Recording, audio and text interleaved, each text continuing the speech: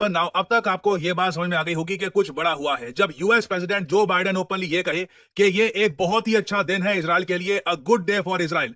और उसके अलावा डोनाल्ड ट्रंप, कमला हैरिस, सब लोग यूएस में ओपनली कांग्रेचुलेट करें इजराइल को और ये कहे कि इजराइल ने दुनिया के लिए, literally I mean Joe Biden ने ये वर्ड यूज किए हैं, good day for the world, पूरी दुनिया के लिए अच्छा दिन है। क्यों?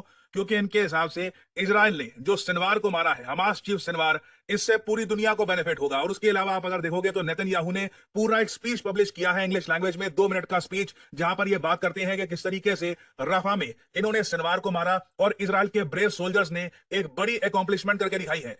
मगर सिनवार को इजराइल ने मारा कैसे है, इसको लेकर जो डिटेल्स सामने आए हैं ना, ये मैं कहूंगा ट्रूली शॉकिंग है। यहाँ पे आप देख पाओगे ट्विटर पे, इजराइल का ट्विटर हैंडल है, इन्होंने ये वीडियो करी है पब्लिश। ये आपके सामने एक ड्रोन वीडियो है, एक ड्रोन ये वीडियो कैप्चर कर रहा है। ये जो बिल्डिंग आप देख रहे हैं ना, ये वो बिल्डिंग है जहां पर सिनवार हमास के बाकी जो मिलिटेंट्स हैं उनके साथ था। बाकी मिलिटेंट्स मारे गए, उसके बाद भी सिनवार कई घंटों तक इजराइल से अकेला लड़ता रहा। एक हाथ भी इसका कट गया, तब भी एक कुर्सी में बैठा था ये। जब ड्रोन इसके पास जाएगा, आप देखोगे यहां पर, जब ड्रोन, ये पीछे यहां देख रहे हैं, यहाँ पे कुर्सी जो है, यहां पर सिनवार बैठा है, ऑलरेडी बहुत ज्यादा इंजर्ड है, इसका हाथ कट चुका है। और इजरायली फोर्सेस ने जब ये वीडियो रिकॉर्ड करी, उसके बाद सिनवार को अच्छे से उन्होंने हाईलाइट भी किया है कि ये यहाँ पे है सिनवार, जिसको लेकर पूरी दुनिया बात कर रही है। अब ये हाथ में दिखाएगा कि इसके पास कुछ तलवार या सरिया कुछ है, और ये चीज ये ड्रोन की तरफ फेंकेगा। इसके पास एक गन भी थी। तो इजरायली सोल्जर्स डायरेक्टली, ऐसा नहीं है कि घुस जाते कहीं पर। अब यहाँ पे आप देखोगे ये सिनवार, जो ये तलवार या सरिया जो भी है इसके पास, ये ड्रोन की तरफ ये फेंकेगा। नाउ जब इजराइल ने ये समझ लिया कि ये अभी भी एक्टिव है, ये मरा नहीं है, इसके पास एक्सप्लोसिव हो सकते हैं, इसके पास अभी गन भी है, ये कहीं ना कहीं से अटैक कर सकता है, फिर इजराइल ने एक स्नाइपर तैयार किया। जी हाँ, स्नाइपर। वो स्नाइपर ने बहुत लंबे डिस्टेंस से, दूर से सिनवार के सर पे गोली मारी और इस तरीके से कई घंटों की फाइट के बाद सिनवार मारा गया। और इसलिए आपने एक बात नोट करी होगी, ईरान और इवन लेबनान में इस बात को लेकर काफी दुख है कि सिनवार मर चुका है, क्योंकि उनके हिसाब से, उनके पर्सपेक्टिव के हिसाब से, सिनवार एक ऐसा आदमी है जिसने इजराइल के अगेंस्ट कई दशकों तक संघर्ष किया और आखिरी मोमेंट तक भी लड़ता रहा। और आपने एक बात नोट करी होगी, हर जगह सिनवार के बारे में जब ये लिखा जाता है तो एक टाइटल ऐड किया जाता है, the architect of October 7। Netanyahu ने भी ये बात बोली है कि सिनवार वो आदमी है जिसने हिटलर के बाद सबसे ज्यादा ज्यूस को मारा था। 1 year ago, Yahya Sinwar, the terrorist chief of Hamas, launched the October 7th massacre against Israel. It was the bloodiest attack on the Jewish people since the Holocaust. It was the worst attack on the Jewish state since the founding of Israel.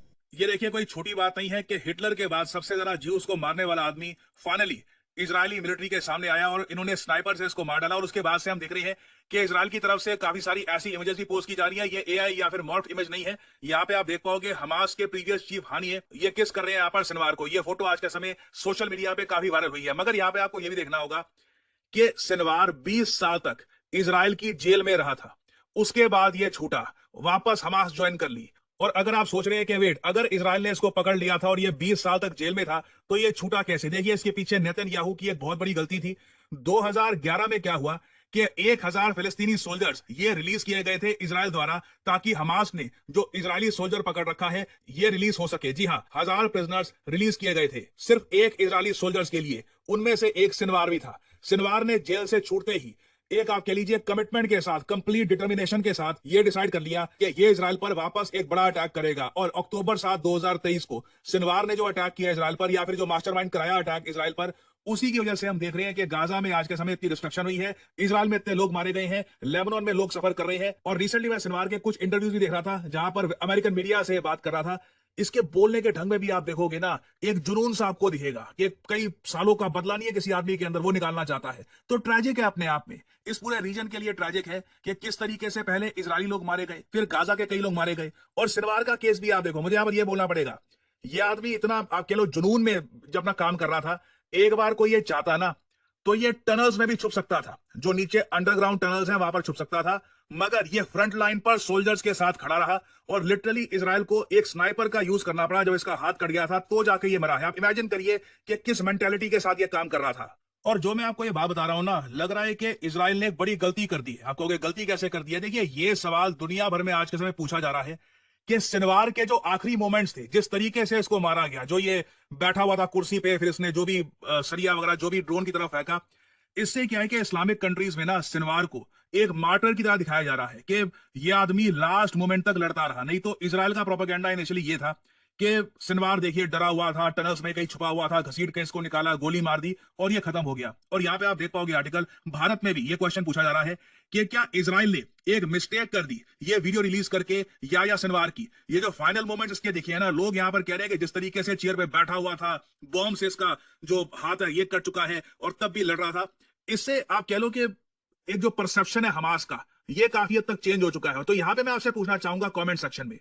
आपके हिसाब से ये video Israel ने release करके क्या गलती कर दी है, हाँ या ना में जवाब दीजिएगा। लाखों लोग देखेंगे वीडियो, मैं जानना चाहूंगा आपका ओपिनियन। और मैं आपको ये बता दूं, इंडियन पर्सपेक्टिव से ये जानना बहुत इंपॉर्टेंट है, क्योंकि कल को मान लीजिए हमारे सामने भी कुछ ऐसा केस आता है, तो हमारे सामने भी एक क्वेश्चन आएगा कि जो ये लास्ट मोमेंट्स होती हैं ऐसे लोगों की, क्या ये वीडियो के साथ रिलीज करनी चाहिए या नहीं करनी चाहिए। लिखेगा इसके बारे में कमेंट सेक्शन में, मैं जानना चाहूंगा आपका ओपिनियन।